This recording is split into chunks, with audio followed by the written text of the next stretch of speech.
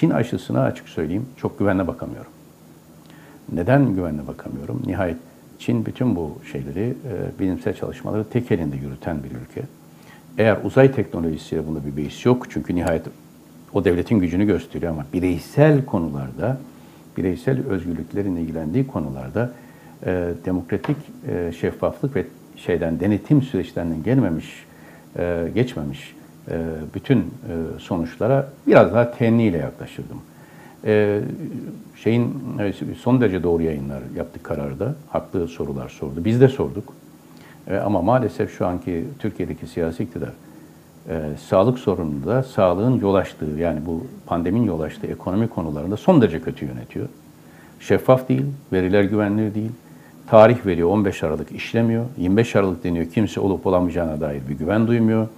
Bir anda bir tepki geldiğinde BioNTech'in aşısına da bakacağız deniyor. İki Türk bilim insanının ürettiği bir aşı konusunda Türkiye gurur duyup ve öncelikle de bunu bir alacağız kanaatinde yönelmektense nedense bir Çin, son dönemde bir Çin'e dönük özel bir kayırmacı ve hiçbir sorgulama olmayan bir yaklaşım var. Dolayısıyla bu güvenilir bir güven ortamı oluşturmuyor. Ne hastalıkla ilgili olarak ne de genel gidişatla ilgili olarak bir güven Sizin sözünüzden merak ederek soruyorum. Özellikle son dönemlerde bir Çin merakı var dediniz. Bu Çin'e yaklaşımın altında siz ne görüyorsunuz? Ben Çünkü ekonomide de önceki Maliye Bakanı Berat Albayrak Çin'e örnek göstermişti. Yatırımlarla alakalı olarak bir şey var. Bu bir zihniyet meselesi. Ben dış politika ilişkileri bağlamında bakıldığında Türkiye gibi önemli bir merkez ülkenin bütün küresel güçlerle iyi olmasının, iyi ilişkiler geliştirmesinin zararı görürüm. Yani Amerika ile müttefik ilişkileri, Avrupa standartına demokrasi ilişkileri, Rusya ile iyi komşuluk ve bölgesel stratejik ilişkileri, Çin'le Asya stratejisi bağlamında ilişkiler aynı anda geliştirilebilir. Bunda hiçbir sorun yok. Ama ülkenin iç siyaseti söz konusu olduğunda tercihinizi yapmak durumundasınız. Hangi modeldesiniz? Demokratik bir model içinde mi yönetilmek istiyorsunuz? Yoksa otoriter bir rejimde mi? Demokratik bir model içinde yönetme istiyorsanız otoriter rejimlere kötü olacaksınız anlamına gelmiyor. Yine iyi ilişkiler geliştirebilirsiniz ama tercihinizin net olması lazım. Eski affa mazhar olan diyeyim Hazine Maliye Bakanı'nın kurduğu korelasyon çok tehlikeli bir korelasyon. Yani ekonomik kalkınma için illa demokrasi gerekmez korelasyonu ve bunu Çin'e örnek vermesi. Maalesef son dönemde Türkiye, Ankara'da iktidar sahipleri herhangi bir karar alırken en önemli kriterlerden birisi şu: İçerideki gücümüzü nasıl konsolide ederiz? İkincisi, buradan bize bir kaynak akacak mı? Ama bize derken ülkeye objektif kaynak ve yatırım akması ayrı bir şey. Kendilerine yakın şirketlere bir kaynak akması ayrı bir şey. Hep beklendiği Çin'le ilgili Kanal İstanbul konusunda bir yatırıma, çünkü içeride bir yatırım üretilmesi mümkün değil. Bir zamandır Çin'den böyle bir kaynak gelerek Kanal İstanbul'un yapılması üzerinde ve hatta Kanal İstanbul'un yakınlarında, yani iki kenarında belli alanların Çin'e bırakılarak bunun yapılacağı gibi tezler işlendi ki bu ulusal egemenliği de yok eder, ekonomik rentabiliteyi de yok eder. Bu Çin'in biliyorsunuz yayılma stratejisinde Afrika'da böyle yapıyor. Tabii. Bakın, gayrimenkul satın alıyor, orayı adeta siyasi bir mülkiyete dönüştürüyor. Biz Afrika açılımını yaptığımız zaman, ben Dışişleri Bakanlığı'na başladığımda 2009'da 12 büyükelçimiz vardı, ayrıldığımızda 39 büyükelçimiz vardı, 27. Bütün Dışişleri Bakanlığı'nda ve ilgili birimler, ekonomi birimlerini de toplayarak Afrika stratejisinin esaslarını belirledik. Çin büyük bir telaşa kapılmıştı. Evet.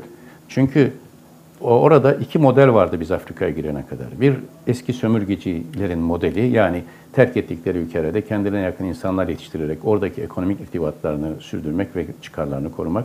Bir de Çin'in modeli, yatırım getirmek ama yatırım üzerine yeni bir kolonizasyon doğurmak. Şimdi bu iki rekabetin içine Türkiye girdi Afrika'da ve ikisinin alanda daraltarak olağanüstü bir sempati kazandı. Evet. Hem TİKA faaliyetleri, hem ekonomik yatırımlar, tarım projeleri, insani yardımlarla ve Afrika'da bir anda bir Türkiye rüzgarı esti. Maalesef son dönemde bu etki de kalmadı. Çin'in bu yayılmacı politikasında mesela şöyle bir şey: Tanzanya'dan bir liman üzerinden arka hatta doğru tren yolunu alıyor. O sırada o tren yoluyla birlikte etraftaki Bütün ekonomik aktiviteleri de kendisine bağlıyor. Bu yeni bir kolonizasyon. Tam bir sömürgecilik bu. Tabii yeni kolonizasyon, evet. Yeni sömürgeci bir anlayış. Evet. Şimdi ve bu eskiden de yani Çin'in emperyal dönemlerinde, yani modernite öncesi Çin'de Doğu Afrika'ya böyle yaklaşıyordu. Evet. Yani bir o Hint Okyanusu ile ilgili ticaret tarihini okuduğunuzda bunların 12. 13. yüzyılda çok ilginç şeyleri var. Bu Çin karşıtı olmak, Rus yanlısı olmak, Avrupa karşıtı olmak ya da yanlısı olmakla alakalı bir durum değil. Tercihiniz net olacak. O tercihi yaptıktan sonra bizim için zaten var olan şu anki iktidarla ayrıldığımız yerlerden birisi bu. Geçmişte de, şimdi de benim kanaatim, Türkiye Avrupa standartlarında demokrasi, Çin standartlarda üretim verimliliği ama asla Çin'in çift yönlü sömürüsü var şu anda. Bakın bütün maskeler Doğu Türkistan'da üretiliyor, Çin maskeleri. Evet. Yani bir Çin içinde bir kolonizasyon var, sömürgecileştirme var.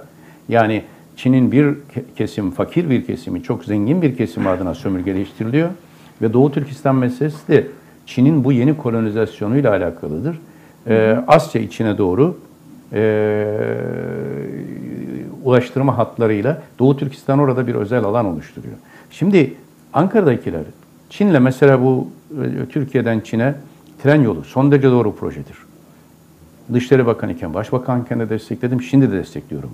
Orta Asya'dan Batı Asya'ya gelecek her yol bizim için faydadır. Türkiye buna destek vermeli. Ama buna destek verirken Batı Çin diye adlandırdıkları Doğu Türkistan'ın sömürgeleştirilmesi üzerine yürüyen bir politikaya asla cevaz vermemeli. Şimdi burada yapılması gereken ne? Çin'le onunla ilişkiler kurarsınız. Yatırım mı yapacak? Yaparsınız. Ama hiçbir zaman yumurtaları tek bir sepetin içinde tutmazsınız. Evet. Ve insan hakları bağlamında da bütün dünya Doğu Türkistan'daki o zulme, asimilasyona, soykırıma varan uygulamalara sesini yükseltirken Türkiye'den ses çıkmaması önce AK Parti'nin sonra Tayyip Erdoğan'ın bütün mirasının iflasıdır. Türkiye Cumhuriyeti açısından da ileride aynen Fransa'nın Cezayir'deki politikaları dolayısıyla sessiz kalmamız sebebiyle Özal'ın özür dilemesi gibi gün gelip birileri Türkiye'nin Uygur meselesi dolayısındaki bu bir taraftan Aras Nehri ile ilgili şiir okuyacaksınız. Yani Azerbaycan'da doğru, Azerbaycan politikası doğrudur. Öbür tarafta Doğu Türkistan'dan Tibet'e, Himalayalara, o dağları aşıp da Tayland'a, Malezya'ya inen Doğu Türkistanlıların, Uygurların haklarını o zaman biz tek tek onları korumuştuk. Şimdi yok sayacaksınız. Yani bu Sayın bir bütün bir stratejik tercih meselesi. Dikkat ediyorum, sözünüzü kestim. Kusura bakmayın. Doğu Türkistan kavramını 7-8 defa kullandınız. Hepimiz bundan gurur duyarız. Oranın adı Doğu Türkistan'dır. Hükümetin ağzından Doğu Türkistan kelimesini duymuyoruz yani. Bırakın Uygur Türklerine yapılan mezalimi kınamayı, Filistin'e gösterdiği hassasiyetin %1'ini göstermeyi, adını koyup Doğu Türkistan bile demediler. Yani. Evet. Tabii ve 17 Aralık geçen hafta İsa Yusuf Alptekin, siz de biliyorsunuz, vefat yıl dönümüydü. Evet. Nice çilelerle yaşanmış bir geçmiştir bu. Bu illa kötü olmak, şunu da söyleyeyim. Dışişleri Bakanı iken de Çin'le çok iyi ilişkiler kurmuştum. Evet. Kurmamız lazım. Kaşgar'a da gittim, Urumçi'ye de gittim. Hem Çin'i eleştirdik hem de Çin medeniyeti üzerine ders okutmuş biriyim. Evet. Çin'e olağanüstü saygım var, evet. Çin medeniyetine. Ama bu bütünüyle Türkiye'nin böyle bir insan hakları mezalimi karşısında sessiz kalmasını doğru göstermez. Bugün Pekin'deki Büyükelçinin çok açık. Pekin'deki Büyükelçimiz Doğu Türkistan'a kaç kere gitti? Urumçi'ye, Kaşgar'a, Turhan'a kaç kere gitti? Evet. Bir gidip bakmaları lazım. Ama işleri acaba Çin'den bize, Batı'dan gelmiyor, bir yabancı yatırım gelmiyor artık. Çünkü Batı, yani Avrupa'nın belli standartları var yatırım yapmak için. O standartlar, yok, hukuk standartları Türkiye'de yok. Katar gibi dost ülkelerden gelenlerin de sonuna kadar artık kullanıldı. Şimdi Çin'den gelme ümidi. Çin de öyle bir şeydir ki köklü diplomasi geleneğiyle şöyle gösteriyor. Yani şeyi gösteriyor, yatırım imkanını. Sizi elinde tutuyor. Daha doğru dürüst bir yatırım gelmiş değil. Çünkü güçlüyseniz, hukuk devletiyseniz yatırım gelir. Evet. Çin'e yatırım niye gidiyor? Yani eski Hazine Bakanı'nın cehaleti oradaydı. O zaman da ben söyledim. Bilmiyor. Dünya siyasetini bilmez, ekonomiyi bilmez, cahil diyordum. Biliyorum çünkü cahil olduğunu. Niye Çin'e o yatırımlar gidiyor? Çin'e gitmiyor, Hong Kong'a gidiyor. Evet. Hong Kong'da filtreleniyor hukuki açıdan. Sonra Çin'e yatırım geçiyor. Evet. Hong Kong hukuk filtresi olmadan Çin'e kimse yatırım yapmaz. Şimdi Türkiye'de de böyle bir hukuk filtresi kalmadı. bunu böyle yani ekonomi içerisinde konuşacağız ama ben bu Çin'le alakalı dediniz ki Çin aşısına güvenmiyorum. Çok kısaca sormak istiyorum. Siz aşı güvenmiyorum dediğinize göre aşı... Şöyle yanlış bir kanaat da vermek istemem. Türkiye içinde Çin aşısı ile ilgili objektif ve bilimsel testler yapılmaksın. Çünkü Çin değil sadece, Çin demedim dikkat edin. Otoriter rejimlerde üretilen ve demokratik şeffaflıktan uzak bir şekilde halka enjekte edilen hiçbir şeye güven duymam ben. Evet. Şimdi, Türkiye'de bu aşı ile ilgili gerekli bilimsel çalışma yapılmalı. Üçüncü faz, o fazlar geçilmeden bu aşı Türkiye'ye getiriliyor. Öbür tarafta alternatifli olarak bunun yapılması lazım. Avrupa'da, Amerika'da, Kanada'da başka yerlerde üretilen aşıların da aynı ölçüde değerlendirmeye alınması lazım. Bizim sağlığım öyle bir hava var ki Çin aşısının denek alanı Türkiye gibi. Hayır, yani bizim halkımız başka bir ülkede üretilen aşının deneme alanı olamaz. Alırsınız, objektif testlerle Türkiye'de hepsini yaparsınız. En doğrusu hangisiyse ona tercih ederseniz. Alternatifli olarak da bütün vatandaşlarımızın aşılarını temin edecek bir politika takip. Bunun için de olması gereken şeffaflık yok.